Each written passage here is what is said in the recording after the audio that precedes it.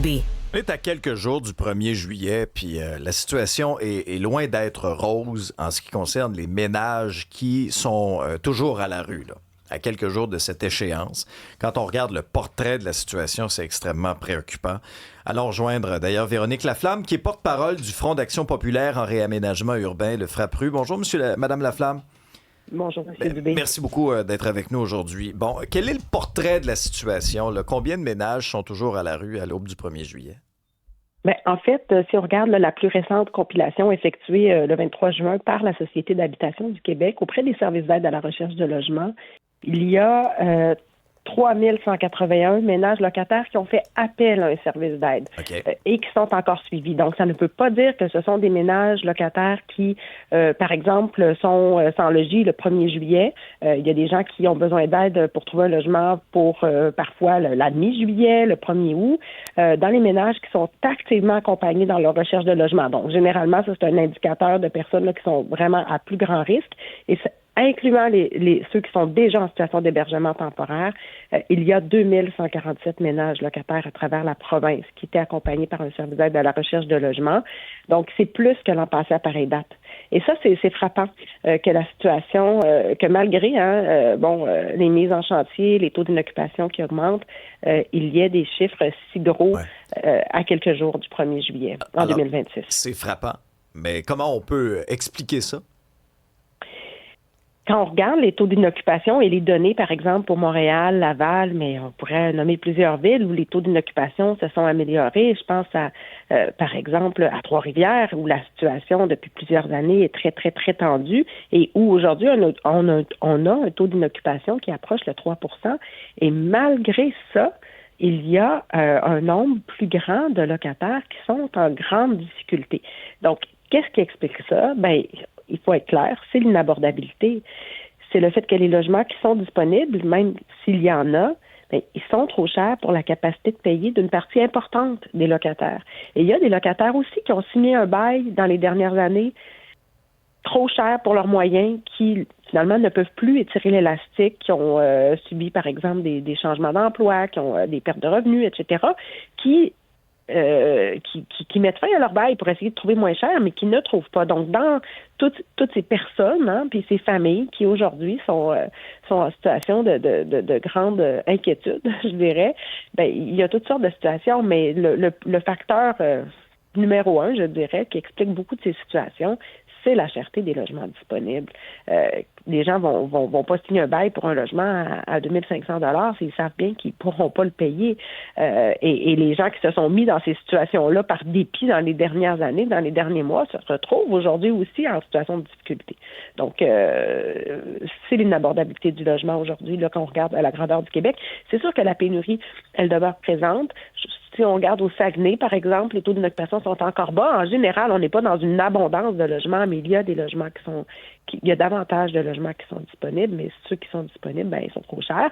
Et là, ben, on ne parlera pas des autres facteurs qui ont contribué à cette explosion du coût du loyer au Québec. On a parlé beaucoup d'Airbnb. Là, on sait aujourd'hui qu'il y a des logements qui sont délibérément laissés vacants, souvent pour pouvoir louer plus cher après la fameuse période de 12 mois pour laquelle il faut indiquer le prix payé par les anciens locataires. Donc, il y a des situations qui sont connues. Il y a plusieurs facteurs qui contribuent à cette explosion du coût des loyers. On a l'impression que les mesures structurantes nécessaires en amont pour éviter d'en arriver là n'ont pas été mises en place au moment où on levait déjà les drapeaux rouges. Alors, on se retrouve aujourd'hui avec une situation qui était plutôt prévisible, je dirais. Un de nos auditeurs qui demande... questionne, lui, la date du 1er juillet. Est-ce que le fait qu'on est un peu à la fête du déménagement, là, ici, est-ce que le fait d'avoir identifié cette date-là, mais pas aussi une pression supplémentaire, plutôt que si c'était un peu réparti à travers l'année, comment vous voyez ça? Bien, les déménagements se font pas tous le 1er juillet. Puis on voit que la situation est difficile à l'année pour les familles, par exemple les séparations, les couples qui se séparent, par exemple, des aînés souvent qui vont décider de quitter en cours d'année pour un logement plus adapté, etc. Donc, est-ce que c'est une bonne chose ou pas? Je vous dirais qu'une chose est sûre, si on n'avait pas le 1er juillet comme date, disons, la plus répandue de début des nouveaux baux, on n'aurait pas cette cette occasion de ne pas laisser des ménages locataires tomber en situation d'itinérance. Et c'est particulier parce que, comme depuis 20 ans, autour des périodes de déménagement, il y a des services d'aide qui se structurent, et c'est récent là, qu'il y a autant, il y a plus d'une quarantaine de services d'aide à la recherche de logement aujourd'hui, financés par le gouvernement, heureusement, depuis quelques années seulement. Ça permet que les gens ne tombent pas à travers les mailles du filet. Donc, ça ne règle pas tout, là. Mais le fait qu'il y ait des services d'aide à la recherche de logement autour de la période des déménagements et même à l'année, ça permet que les gens puissent avoir un accompagnement et soient suivis. Et dans plusieurs cas, on espère que ça permet que des gens ne tombent pas tranquillement dans des situations d'itinérance visible ou invisible. Donc, la date du 1er juillet, est-ce qu'elle met une pression? Peut-être, mais je vous dirais qu'en tout cas, au moins, elle rend visible ces situations de locataires qui ne réussissent pas là, à se loger, puis ça permet d'allumer les voyants rouges pour espérer que ces personnes-là puissent avoir un accompagnement malgré l'insuffisance du filet social, et on espère que ça permet en tout cas de diminuer le risque de nouvelles situations, de personnes qui tombent dans des situations d'itinérance. On sait que dans les dernières années, ça s'est produit beaucoup parce qu'il n'y avait pas de mesures suffisantes. Elles ne sont pas nécessairement suffisantes encore aujourd'hui, mais quand même, ça peut aider. Mais on nous raconte souvent avec les compagnies de déménagement que le 1er juillet n'est plus ce qu'il était, que les déménagements sont de plus en plus répartis tout au long de l'année. Est-ce que vous le sentez, ça? Puis est-ce que ça aide justement à venir en aide à ceux qui ont besoin, comme on est moins tout taponné autour du 1er juillet?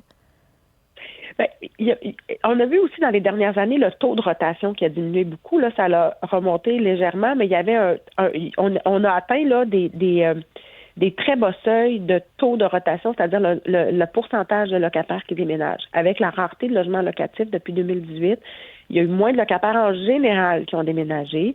Est-ce que ça contribue à diminuer les prix?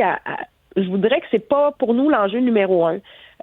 Pour les locataires, c'est sûr que si on ne s'y prend pas d'avance, des fois, ça va être difficile de trouver une compagnie de déménagement. Sauf que, mais ça ne met pas, là, on voit pas l'effet là, sur les locataires au niveau de la baisse de loyer, par exemple, que ces déménagements-là se produisent à davantage de moments durant l'année. Mais il est vrai que ça ne se passe pas qu'au 1er juillet. C'est pour ça qu'il faut traiter les données de locataires accompagnés par un service d'aide. Faut pas se dire que c'est des gens qui sont à la rue le 1er juillet. Il y a des gens qui vont devoir déménager le 15 juillet. Il y en a que c'était le 1er juin. Et c'est d'ailleurs la raison pour laquelle il y a des familles et des personnes qui sont déjà dans des situations d'hébergement temporaire parce que leur date de déménagement était à une autre date.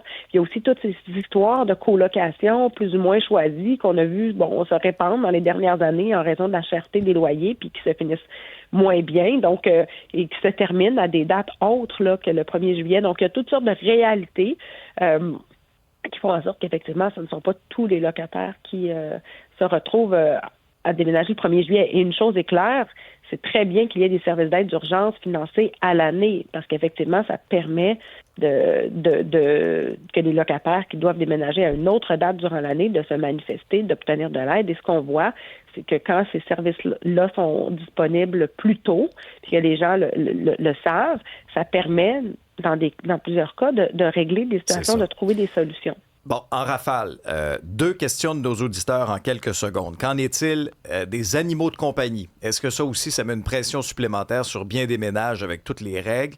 Et est-ce que vous observez aussi plusieurs, par exemple, des demandeurs d'asile qui sont dans une situation précaire à l'aube du 1er juillet?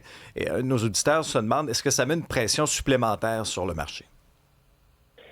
Je vous dirais que, d'abord, on va commencer par les demandeurs d'asile, les personnes demandeuses d'asile.